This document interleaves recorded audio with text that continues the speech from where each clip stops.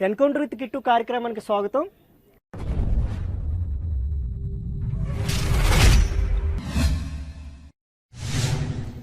అది విశాఖ జిల్లాలోనే ఒక సాధారణ మారుమూల గ్రామం. ఆ గ్రామానికి చేరుకోవాలంటే విశాఖ నుంచి సుమారు 170 కిలోమీటర్ల ప్రయాణం చేయవలసి ఉంటుంది. పాడేరు వరకు ప్రయాణం అంతా సాఫీగా సాగుతుంది. కానీ పాడేరు నుంచి ఆ మండలానికి చేరుకోవాలంటే ఎంతో ఇబ్బందికరమైన పరిస్థితిలో ఆ మండలానికి చేరుకోవాల్సిన పరిస్థితి ఉంది. ఎక్కువ మావోయిస్టుల ప్రభావితం ఎక్కువగా ఉన్న మండలమే ముంచంగిపుట్టు.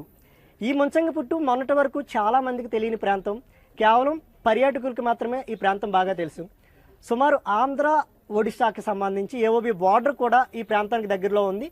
సుమారు ఈ ముంచంగిపుట్టు మండలం నుంచి ఒడిశా చేరుకోవాలంటే కేవలం 14 కిలోమీటర్లు మాత్రమే పడుతుంది.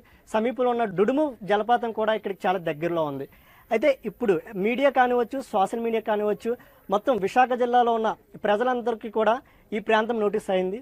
దానికి ఒకే ఒక వ్యక్తి కారణం, ఆమె సుభద్ర గారు.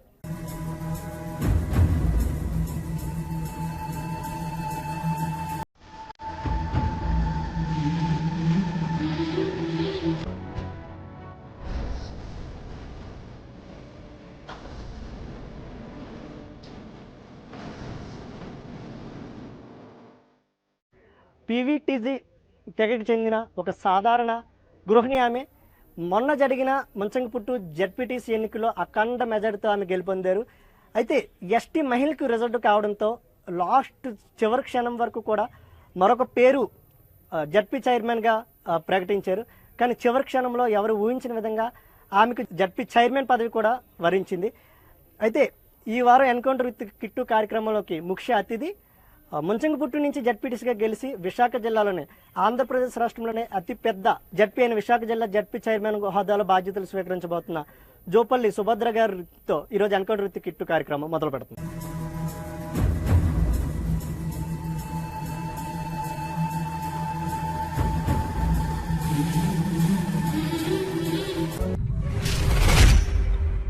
మేడం, మొదటగా కంగ్రాచులేషన్స్, నమస్కారం. సాధారణ జెడ్పీటీసీ స్థాయి నుంచి ఈరోజు జెడ్పీ చైర్మన్గా ఎదిగారు. ఎలా ఫీల్ అవుతున్నారు? ఆనందానికి అంతు లేదు, అవధులు కూడా లేదు. చాలా మంచి అవకాశం వచ్చింది. చాలా హ్యాపీగా ఉన్నాను. నేనే కాదు, మా మండలంలో ఉన్న ప్రజలందరూ కూడా, అలాగే మా కమ్యూనిటీ వాళ్ళు కూడా నిన్న చూసే ఉంటారు.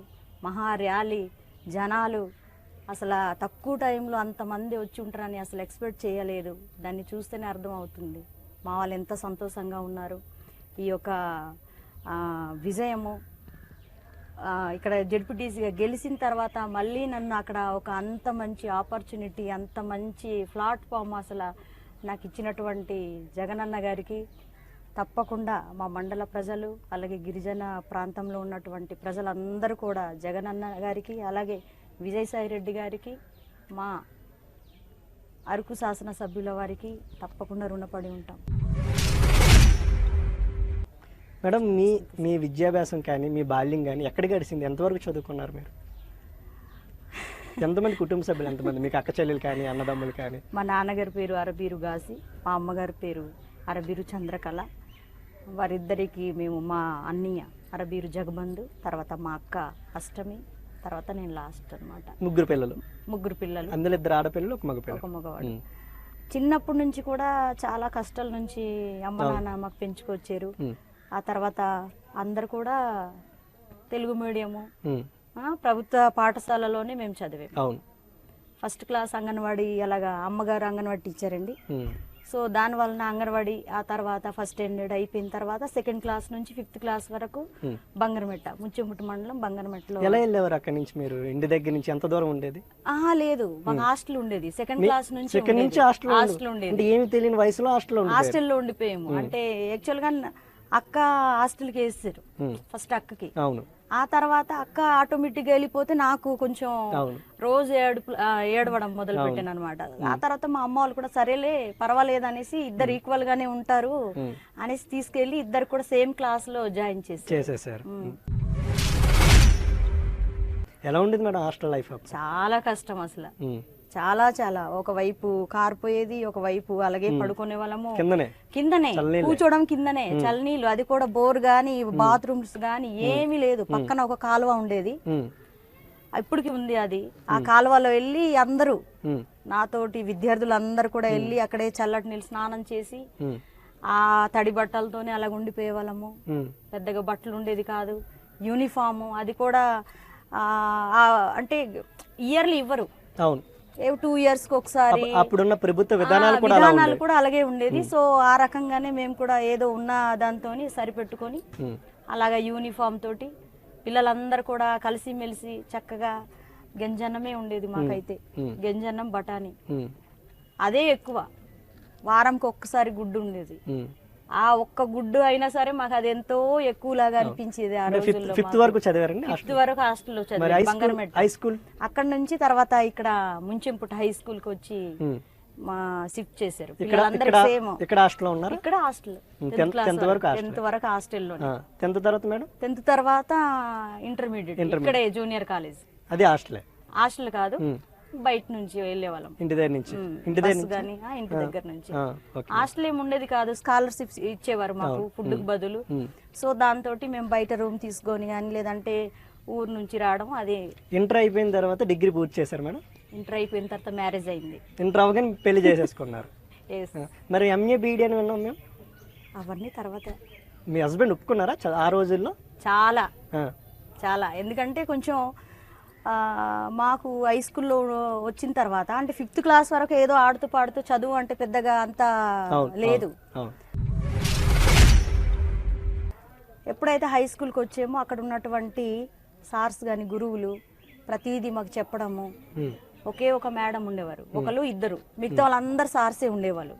సో వాళ్ళు అలాగా కొంచెం మైండ్ మెచ్యూరిటీ అవి వస్తుంటది. సంవత్సరాలు గడుస్తున్న కొద్దీ మనం పెరుగుతాం కాబట్టి అలాగే ఆటోమేటిక్ గా మన జ్ఞానం గాని బుద్ధి గాని తెలివితేటలు గాని పెరుగుతాయి. అంటే పెళ్లి అయిపోయిన తర్వాత మీ భర్త గారి సహకారంతో డిగ్రీ పూర్తి చేశారు, బీఈడీ పూర్తి చేశారు, ఎంఏ కూడా చేశారు. Very good. అంటే ఒక సాధారణ మహిళకి ఎన్నో విజయాలు సాధించారు. ఇది కుటుంబ సభ్యులు కానీ వచ్చి భర్త గారి సహకారంతో. అవును.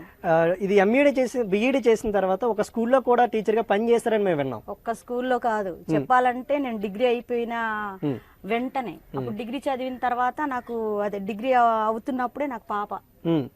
ఆ పాప పుట్టడం తర్వాత నాకు బిఎడ్ చేయడానికి అవకాశం లేదు, కొంచెం గ్యాప్ తీసుకోవాలి. సో ఆ గ్యాప్ లోగా నేనేం చేశానంటే ఇక్కడే బాయ్స్ స్కూల్లో నేను టీచింగ్ స్టార్ట్ ఏమంటారు దాన్ని, విద్యా వాలంటీర్ అని. అప్పుడు ఉండేది.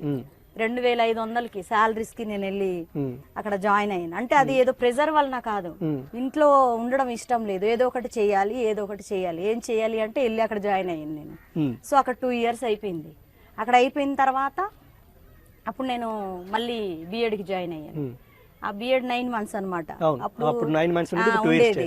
సో అది చేసాను. అది అయిపోయిన వెంటనే మళ్ళీ సెల్లుంపుట్ అని 2010, 11, 12 వరకు నేను అక్కడ వర్క్ చేశాను. అప్పుడు 3500 శాలరీస్ తోటి. అది పుట్టి పెరిగిందంతా కూడా ఈ ప్రాంతంలో చేశారు. ఇక్కడే బీఈడీ ఎక్కడ చేశారు మేడం? చోడవరం చైతన్య కాలేజ్. చోడవరం చైతన్య. అప్పుడు హాస్టల్లో ఉండేవారా చోడవరంలో? లేదు. అది నిజంగా చెప్పాలంటే నాకు ఇప్పుడు బాధ అనిపిస్తుంది. ఇక్కడ 5:30కి ఎక్కుతాను. అవునా? ఇక్కడ 5:30కి ఎక్కితే చోడవరంకి వెళ్ళేసరికి 9:30. 3 hours. అక్కడ ఒక రూమ్ ఉండేది. ఇక్కడ నుంచి చాలా మంది మా నుంచి ఉండేవారు. అందులో సింగిల్ గా ఒక్క ఆడదానే, మిగతా వాళ్ళందరూ కూడా జాబ్ హోల్డర్స్ అంటే టీచర్స్ తర్వాత చేస్తారు కదా, మా బ్రదర్స్ అన్నమాట. వాళ్ళు కూడా అంటే బాగా క్లోజ్ గా నన్ను కొంచెం నమ్మకంగా మా ఫ్రెండ్ వాళ్ళ హస్బెండ్ వాళ్ళు వాళ్ళతో పాటు వెళ్ళి మేమందరు కూడా ఒక రూమ్. యాక్చువల్ గా నాకు ఏ రోజు రూమ్ కి రెంట్ కూడా అడగలేదు వాళ్ళు. వాళ్ళ రూమ్ ఉండేది. ఇక్కడ నుంచి వెళ్ళిపోయి అక్కడ వెళ్ళి ప్రెస్ అప్ అయ్యి మళ్ళీ యూనిఫామ్ కట్టుకొని అక్కడ నుంచి 5 రూపీస్ ఆటో చీడికడ రోడ్ వెళ్ళే దగ్గర మీకు తెలిసే ఉంటది. సో అక్కడ వెళ్ళేదాన్ని.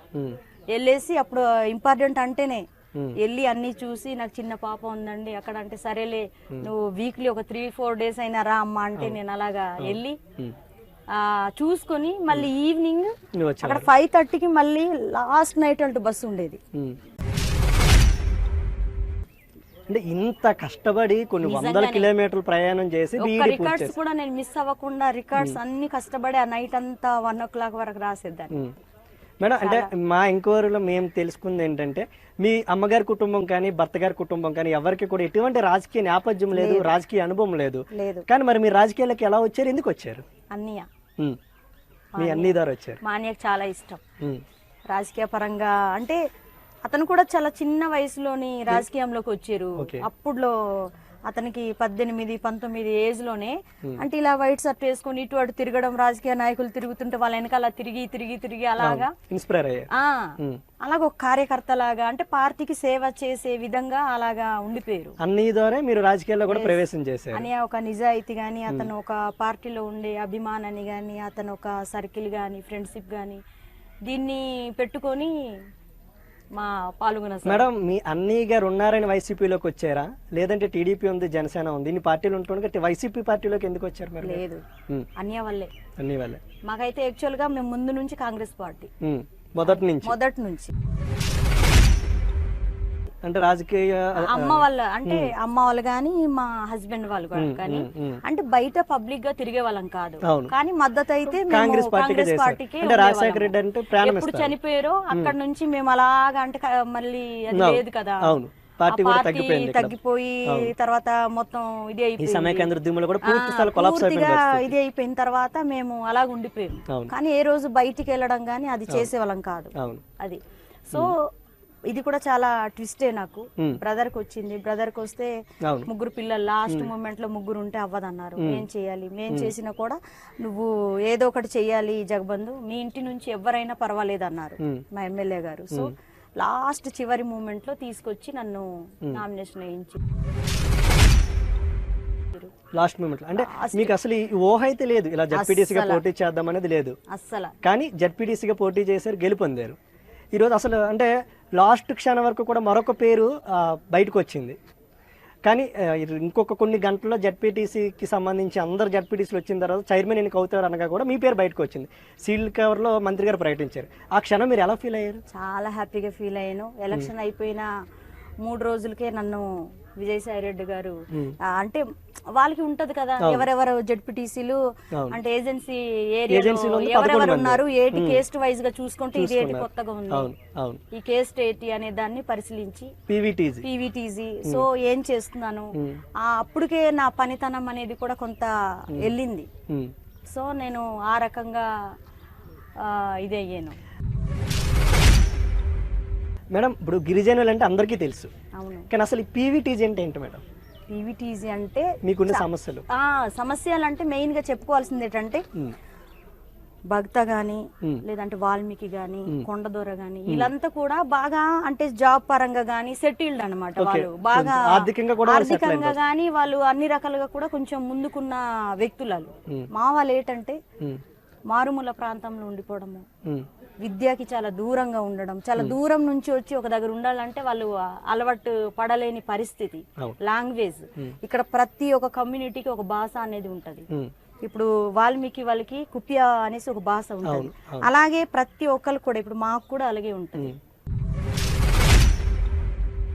ఇప్పుడు మీరు ఎన్ని భాషలు మాట్లాడగలరు? ఇప్పుడు మీరు లేదండి, మా లాంగ్వేజ్ ఇంగ్లీష్ మాట్లాడతారు, తెలుగు మాట్లాడతారు, మా లాంగ్వేజ్ మాట్లాడతారు, అది అందరు కామన్ గా మాట్లాడతారు. ఇక్కడ అందరూ అంటే ఈ కమ్యూనిటీ అని కాదు, మొత్తం కమ్యూనిటీ వాళ్ళందరూ కూడా ఒరియా మాట్లాడతాం. అంటే ఒరిస్సా బోర్డర్ లో ఉండడం వలన మేము అందరూ మాట్లాడతాం. సో ఇక్కడ డిఫరెంట్ లాంగ్వేజెస్ ఉన్నాయి. ఇప్పుడు అన్నాను కదా వాల్మీకి కుప్పియా మాట్లాడతారు, తర్వాత భక్తలు కూడా ఇప్పుడు ఒరియా అన్నాను అది మాట్లాడతారు, తెలుగు మాట్లాడే వాళ్ళు ఉన్నారు. ఇప్పుడు కోదు అంటే కుయి భాష అంటారు, మీకు తెలిసే ఉంటది, కుయి భాష మాట్లాడతారు. గద్బా మాది సేమ్ ఈక్వల్ లో వస్తుంది. మేడం, ఇప్పుడు విశాఖ జిల్లా చూసినట్టయితే విశాఖ జిల్లా పరిషత్ అంటే సాధారణ విషయం కాదు, అసలు ఎగ్జిక్యూటివ్ క్యాపిటల్ గా కూడా ప్రకటించిన విషయం ఉంది. బాగా డెవలప్ అవుతున్న సిటీ, స్మార్ట్ సిటీ కాదా? కనీసం ఎటువంటి రాజకీయ అనుభవం లేదు మీకు. ఈరోజు జడ్పీటీసీగా గెలుపొంది జడ్పీటీసీ చైర్మన్ అంటే చైర్మన్ పీఠంలో మీరు కూర్చున్నారు.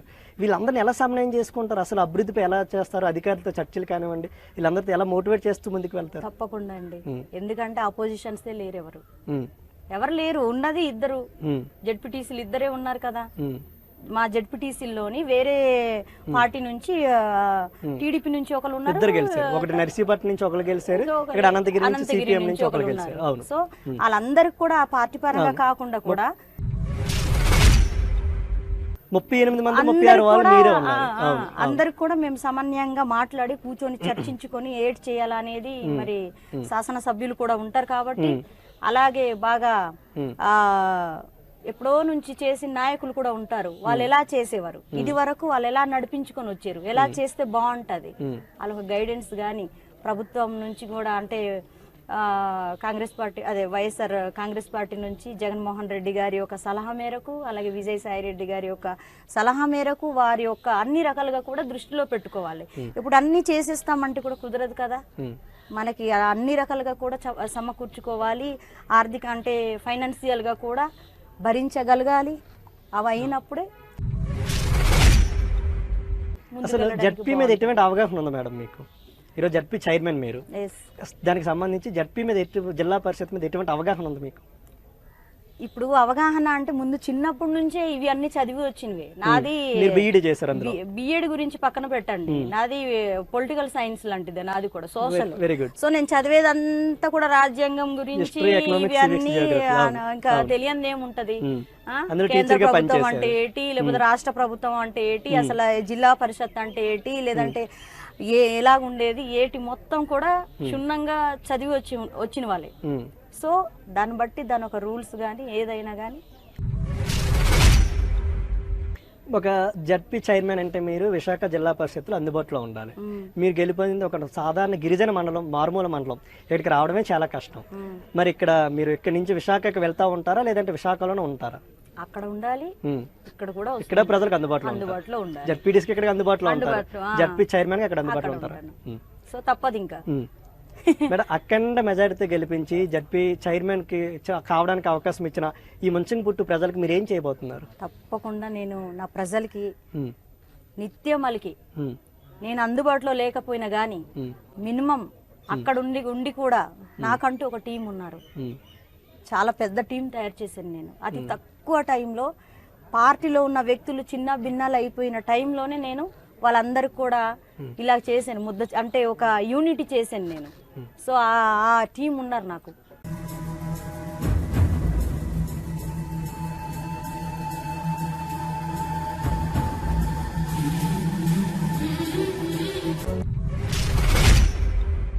మేడం చెప్పండి, ఫైనల్గా ఈరోజు జగన్ ప్రభుత్వం గెలిచిన తర్వాత ఎవరు ఊహించిన విధంగా బీసీలు కానీ, ఎస్టీలు కానీ, ఎస్సీలు కానీ, అణగారి వర్గాలందరికీ కూడా 130 కార్పొరేషన్లో కానీ, ఎమ్మెల్యే టికెట్ల విషయంలో కానీ, కార్పొరేషన్ చైర్మన్ విషయంలో కానీ అనేక విధాలుగా కూడా మహిళకి చాలా పెద్దపీట వేశారు. ఈ నేపథ్యంలో ఇక్కడ విఎంఆర్డీఏ చైర్మన్ కానివచ్చు, జీవీఎంసీ మేయర్ కానివచ్చు, రాష్ట్ర గిరిజన అభివృద్ధి కార్పొరేషన్ స్వాతిరాణి గారు కానివచ్చు, వీళ్ళందరికీ కూడా మహిళకి పెద్దపీట వేశారు. మీకు పక్కన గిరిజన సంక్షేమ శాఖ మంత్రి, అలాగే డిప్యూటీ సీఎం కూడా ఒక మహిళ, గిరిజన జాతికి చెందిన వ్యక్తి కూడా. సో ఈ నేపథ్యంలో ఆయన రుణం ఏ విధంగా తీర్చుకోబోతున్నారు, ఒక మహిళగా ఏ విధంగా అభివృద్ధి చేయబోతున్నారు?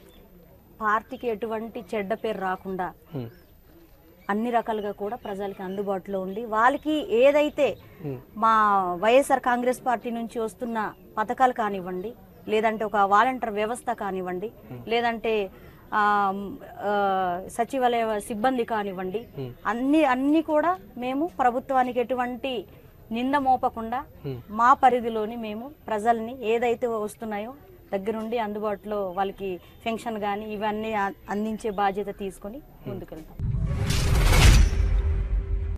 ఏజెన్సీ ప్రాంతంలో బోర్లు తీయడం కూడా చాలా ఇబ్బందికరమైన పరిస్థితి, ఎందుకంటే బోర్లు తీసినా కూడా మట్టితో మూసిపోతున్న పరిస్థితి ఉంది. మరి అటువంటి ఇక్కడ నీటి సమస్యను తీర్చడానికి ఎటువంటి ప్రణాళికలు వేస్తారు మీరు? నీటి సమస్య తీర్చాలంటే ఫస్ట్ రోడ్ అవ్వాలి. రోడ్ ఉన్నప్పుడే వెహికల్ వెళ్తుంది, వెహికల్ వెళ్ళినప్పుడే అక్కడ బోర్ తవ్వడం అవుద్ది. సో ఇప్పుడైతే ప్రెసెంట్ ఏటైందంటే మా వైఎస్ఆర్సీపీ కాంగ్రెస్ పార్టీ వచ్చిన తర్వాత గ్రావిటీ వాటర్ అని మాకు ఉంటదండి. అంటే కొండ మీద నుంచి వచ్చే ఊట నీళ్ళు లాంటివి వస్తాయి, అవి తీసుకొచ్చి అందుబాటులో ఉన్నాయి. త్రాగునీటి కొంచెం సమస్య ఉంది. సో అది కూడా ఇక్కడైతే 60% రోడ్లు అవి అన్ని ఉన్నాయి, చిన్న చిన్నవి ఇంకా ఉన్నాయి. అది అయిపోతే మేడం చివరిగా విశాఖ జిల్లా ప్రజలకి కానీ జడ్పీటీసీలు కానీ ఏం చెప్దాం అనుకుంటున్నారు? నాకు ఇంత మంచి ఆపర్చునిటీ ఇచ్చినటువంటి మరి ప్రియతమ ముఖ్యమంత్రి వారిలు జగనన్న గారికి, అలాగే రాజ్యసభ సభ్యులు విజయసాయి రెడ్డి గారికి, మరి నన్ను టికెట్ ఇచ్చి ప్రోత్సహించినటువంటి అరకు శాసనసభ్యుల వారికి, అలాగే నన్ను చైర్పర్సన్ కావడానికి సహకరించినటువంటి మరి భాగ్యలక్ష్మి గారికి, ఎంపీ మాధవి గారికి, అందరికీ కూడా హృదయపూర్వక నమస్కారాలు తెలియజేసుకుంటున్నాను. ఎప్పుడు కూడా నేను పార్టీకి కట్టుబడి ఉంటాను. మరి వర్గాలు కానీ రాజకీయాలుగా ఇది లేకుండా నేను నా శ్వాస ఉన్నంత కాలం కూడా నేను వైఎస్ఆర్ కాంగ్రెస్ పార్టీని నమ్ముకొని నా ఫ్యామిలీ కానివ్వచ్చు, నా గిరిజన ప్రాంతంలో ఉన్నటువంటి నా కమ్యూనిటీ వాళ్ళందరూ కూడా జగనన్న గారికి రుణపడి ఉంటాము. అలాగే ఉన్న జెడ్పీటీసీలు అందరికీ కూడా మేము కలుసుకొని వారితో చర్చించుకున్న తర్వాతే ఏ నిర్ణయానికి కూడా మేము ముందుకు వెళ్తాము. అందరు కూడా ఐక్యంగా ఉండడానికి ప్రయత్నిస్తాను. నేను అందరితో కలిసికట్టుగా ఉండి వారి యొక్క సమస్యల్ని అడిగి తెలుసుకొని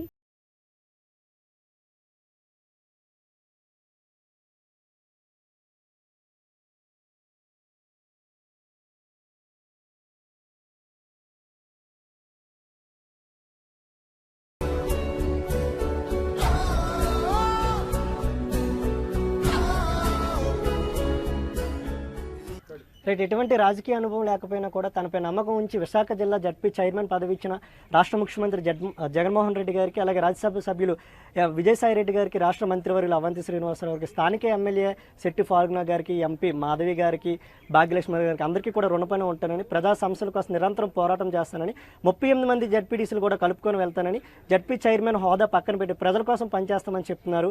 ముంచింగ్పుట్టి నుంచి జడ్పీటీసీలు గెలుపొంది విశాఖ జిల్లా జడ్పీ చైర్మన్ పీఠం కైవసం చేసుకున్న సుభద్ర గారు. ఇది ఈ వారం ఎన్కౌంటర్ విత్ కిట్టు కార్యక్రమం. వచ్చే వారం మరో ముఖ్య అతిథితో మీ ముందుకు వస్తాం.